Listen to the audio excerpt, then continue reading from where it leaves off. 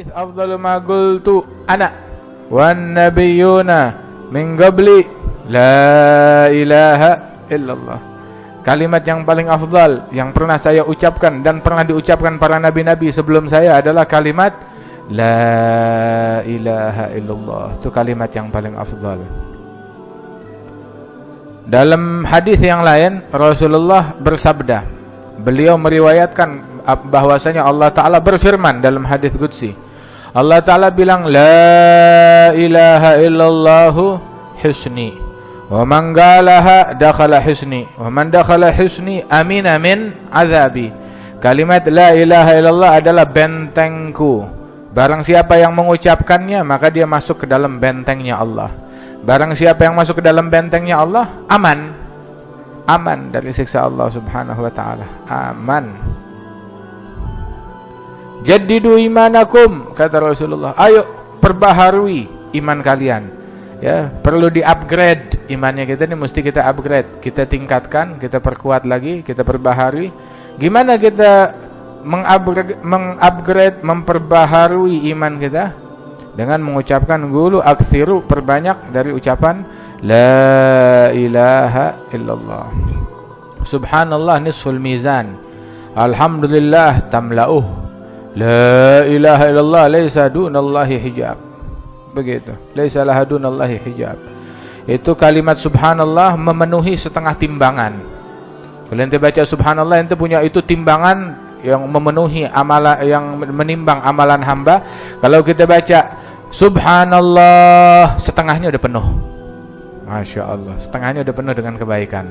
Alhamdulillah, nah itu penuh sekaligus langsung. Alhamdulillah, alhamdulillah, kirim lagi, penuhin lagi. Alhamdulillah, subhanallah, alhamdulillah, subhanallah, alhamdulillah. La ilaha illallah, itu nggak ada penghalang antara dia dengan Allah Subhanahu wa taala. Diriwayatkan itu Allah Ta'ala ciptakan sebuah tiang dari cahaya di hadapan Allah Subhanahu wa ta'ala. Di hadapan arasy-Nya Allah tuh ada tiang terbuat dari cahaya. Dan apabila ada hamba yang mengucap la ilaha illallah, nih kayak sekarang nih kita bilang la ilaha illallah, tuh tiang bergetar, goyang, bergetar. Maka Allah Ta'ala berkata kepada tiang tersebut, ya, uskun, diam, kenapa kamu bergetar?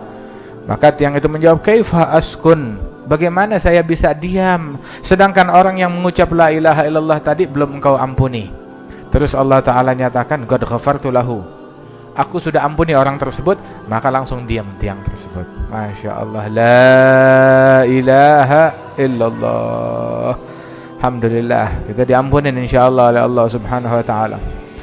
Seorang hamba kalau dia mengucap la ilaha illallah, itu la ilaha illallah tersebut ketika masuk ke langsung masuk ke dalam catatan hamba.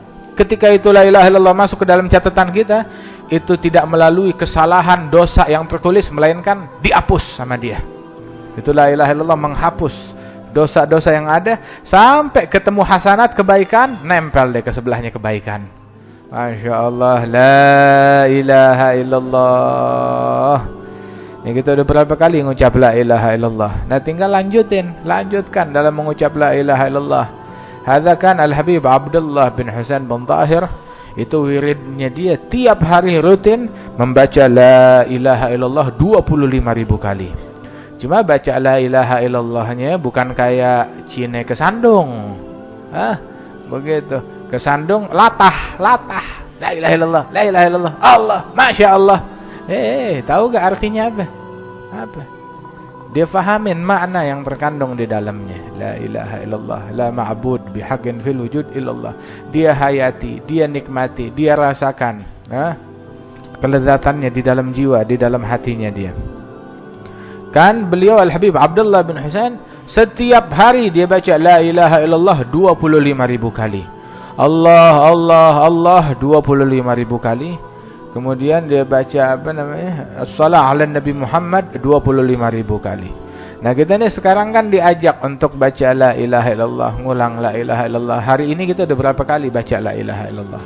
Siapa yang nih hari, masa iya enggak 100 kali enggak kita baca la ilaha illallah tersebut?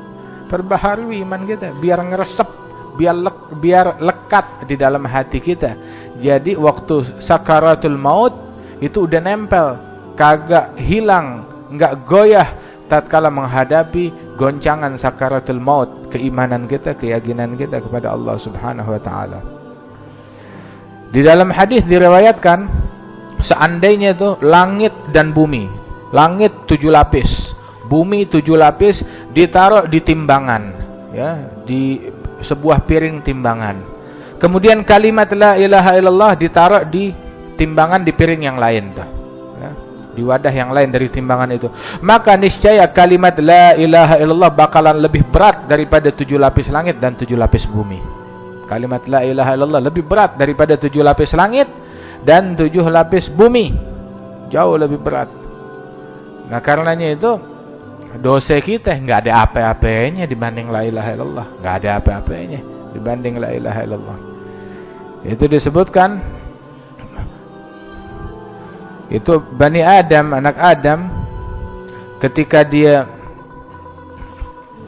besok di hari kiamat, itu datanya dia tuh, kesalahan dia dikumpulkan, dicatat, ditimbang. Begitu ditimbang ternyata lebih banyak dosa daripada kebaikan. Sampai tuh hamba berpikir, ya habis dah gua, hancur dah, neraka dah nih, celaka.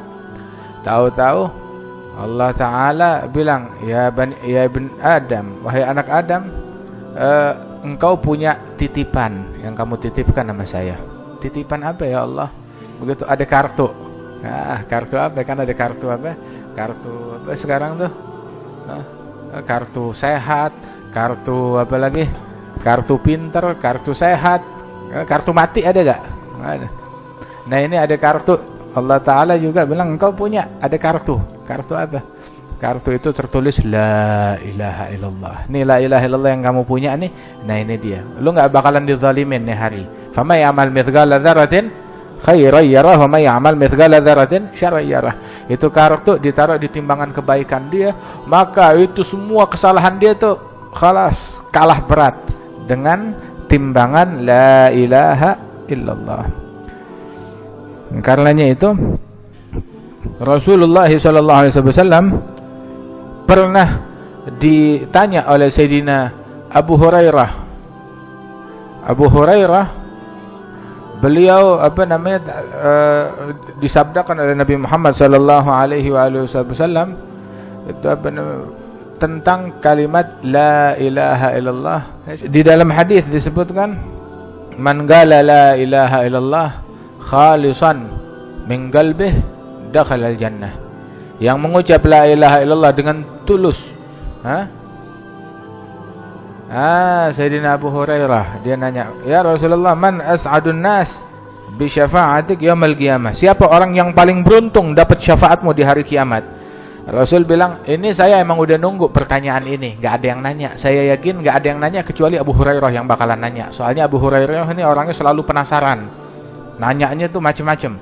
Bilang, siapa orang yang paling beruntung dengan syafaatmu besok hari kiamat? Maka Rasulullah bilang, ya Abu Hurairah, yang paling beruntung dengan syafaatku besok di hari kiamat, man qala la ilaha illallah khalisan mukhlisan min qalbihi, yang membaca la ilaha illallah dengan ikhlas, tulus dari dalam hatinya, murni dari dalam hatinya. Terus dia tanya, ya Rasulullah, wa ma ikhlasuha? Apa kemurniannya, apa ketulusannya, keikhlasan dari kalimat tersebut?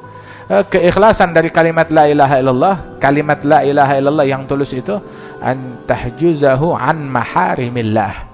Kalau kalimat itu bisa mencegah dia dari hal yang diharamkan oleh Allah, nah itu berarti ikhlas. Nah, kita sekarang ucap la ilaha illallah, apakah la ilaha illallah berhasil mengcover mata kita dari yang haram? Apakah la ilaha illallah berhasil menjaga telinga kita dari yang haram? Apakah la ilaha illallah berhasil menjaga lisan kita dari yang haram, tangan kita dari yang haram, kaki kita, perut kita, aurat kita dijaga dari yang haram? Kalau berhasil berarti itu la ilaha illallah murni, asli, tulus kita ucapkan. Kalau kagak, ya berarti belum beres kalimat yang kita ucapkan itu. Makanya perbanyak dan hayati dan amalkan kalimat la ilaha illallah. Dan la ilaha illallah itu agung di sisi Allah Subhanahu wa taala, enggak boleh sembarangan. Makanya dulu tuh pernah ada siapa namanya, hibbi Rasulillah. Siapa tuh namanya? Usamah bin Zaid bin Harithah. Usamah bin Zaid bin Harithah, dia pernah ditugasin melakukan dalam sebuah jihad. Tahu-tahu jumpa dengan seseorang non muslim, musyrik begitu. Maka begitu dalam pertempuran akan dibunuh, orang tersebut akan dikalahkan. Tahu-tahu itu orang bilang la ilaha illallah, la ilaha illallah Muhammad Rasulullah. Dia ngucap 2 kalimat syahadat. Usama bilang, ente ngucap itu cuma buat ngelindungi ente dari pedang doang. Dibunuh oleh Usamah bin Zaid. Begitu dengar beritanya, didengar oleh Rasulullah SAW, Rasulullah marah. Ya Usamah, engkau bunuh dia setelah dia ngucap la ilaha illallah. Fama tasna' bila ilaha illallah yaumil qiyamah. Engkau membunuh dia setelah dia mengucap la ilaha illallah. Bagaimana engkau menyikapi la ilaha illallah besok di hari kiamat? Marah betul Rasulullah SAW kepada Usamah bin Zaid. Sampai Usamah itu dia takut, dia nangis berhari-hari, sampai dia bilang, andai waktu itu saya belum masuk Islam, saya pengennya tuh waktu ada kejadian itu saya belum masuk Islam. Biar kenapa? Setelah saya bikin dosa gede itu baru saya masuk Islam. Sebab Islam yahdimu ma qablahu, mengikis habis dosa-dosa yang terjadi sebelumnya. Jadi kalau saya udah masuk Islam, khalas terkikis habis itu dosa, katanya Usamah bin Zaid. Udah kapok deh setelah itu Usamah bin Zaid. Sebab kalimat la ilaha illallah ini itu mahal harganya. Jadi nggak boleh disembarangin.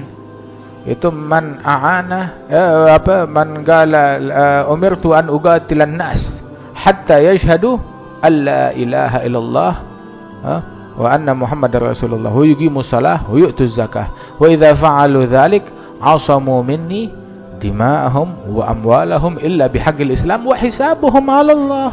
Hisabuhum 'ala Allah. Saya diperintahkan untuk memerangi orang-orang musyrikin hingga mereka mengucap la ilaha illallah Muhammad Rasulullah, mendirikan salat, ya, mengeluarkan zakat. Kalau mereka udah lakukan itu semua, ya berarti mereka sudah mengamankan, udah selamat, nggak boleh diganggu, darahnya nggak boleh diganggu, hartanya nggak boleh diganggu, kecuali dengan hagil Islam. Apa hagil Islam? Ya kalau dia bunuh diqisos. Kalau waktunya zakat harus dikeluarkan harta zakatnya tersebut, hagil Islam itu. Lain daripada itu nggak boleh diganggu, la darahnya wala hartanya nggak boleh diganggu, kata Rasulullah sallallahu alaihi wasallam. Makanya kalau ada orang yang berani macam-macam ngeganggu ahli la ilaha illallah, itu dosanya gede. Dalam hadis, man a'ana ala qatli muslimin walau bi syatri kalimah laqiyallah wa maktub fi jabinih ayis min rahmatillah. Yang punya andil di dalam terbunuhnya seorang muslim, walaupun bentuk andilnya dengan setengah kalimat, besok hari kiamat dia menghadap kepada Allah Subhanahu wa taala, tertulis di jidatnya ini orang tidak ada harapan baginya dari rahmat Allah. Hari kiamat setan iblis ngelihat Allah bagi-bagi rahmatnya, sampai iblis berkata, kali saya diampunin. Itu iblis. Tapi orang yang membunuh punya andil dalam terbunuhnya seorang muslim, dia tidak ada harapan, nggak punya harapan dari rahmat Allah Subhanahu wa taala, nggak ada harapan baginya. Itu kata Rasulullah sallallahu alaihi wasallam, itu zawalus samawat wal ard, hilangnya, musnahnya, hancurnya langit dan bumi, itu lebih ringan di sisi Allah Subhanahu wa taala ketimbang seseorang membunuh muslim lain secara terzalimi. Dia bunuh muslim lain secara terzalimi, itu dosanya gede. Wala yazalur rajul fi fushatin min dinih ma lam yusib daman harama. Senantiasa seseorang berada di dalam kelapangan Islam selama dia tidak menumpahkan darah orang lain. Tapi kalau dia udah ngebunuh orang lain, habis loh, habis. Hatta bentuk andilnya dengan setengah kalimat. Oh, dia merencanakan pembunuhan, merencanakan untuk matiin seorang muslim, habis sudah, celaka orang tersebut. Sehingga tuh Rasulullah sallallahu alaihi wasallam bilang di dalam hadis, man qatala dhimmiyan lam yarah raihatal jannah. yang punya andil, yang ngebunuh seorang kafir. Dia membunuh orang non muslim yang zimmi, yang dilindungi oleh negara.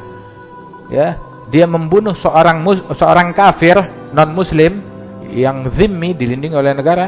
Maka orang macam begini, muslim ini nggak bakalan mencium aromanya surga. Aromanya surga tuh tercium dari jarak 500 tahun.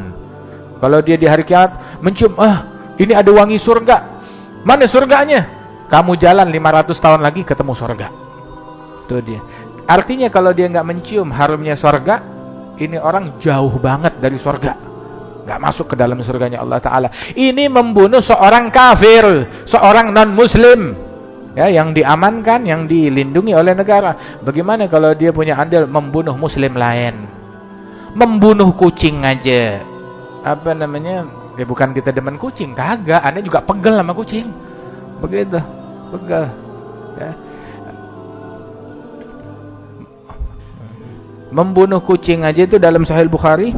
Ada seorang wanita yang dimasukkan oleh Allah Ta'ala ke dalam neraka gara-gara dia ngurung kucing.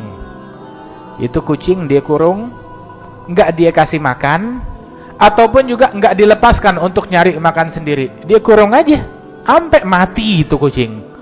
Dia telantarin tuh kucing sampai mati. Akhirnya Allah Ta'ala siksa wanita tersebut akibat kejahatannya terhadap kucing. Bagaimana kalau kejahatannya terhadap manusia? Hatta non-muslim, Dulu tuh Nabi Ibrahim tuh dia kagak makan kecuali bareng sama tamu. Ada satu kali tuh tamu bertamu sama dia. Pokoknya orang tuh taunya Nabi Ibrahim gak makan kecuali sama tamu. Tamu datang ke rumahnya, ke negeri itu tersebut. Saya dengar kamu suka jamu tamu. Ayo kasih saya makan. Saya minta dijamu. Baik. Tapi saya mau tahu agama kamu apa? Kamu nyembah Allah gak? Oh enggak. Bilang kalau kamu mau saya jamu, masuk Islam dulu. Beriman nama Allah Ta'ala. Bilang kagak mau, saya tidak mau.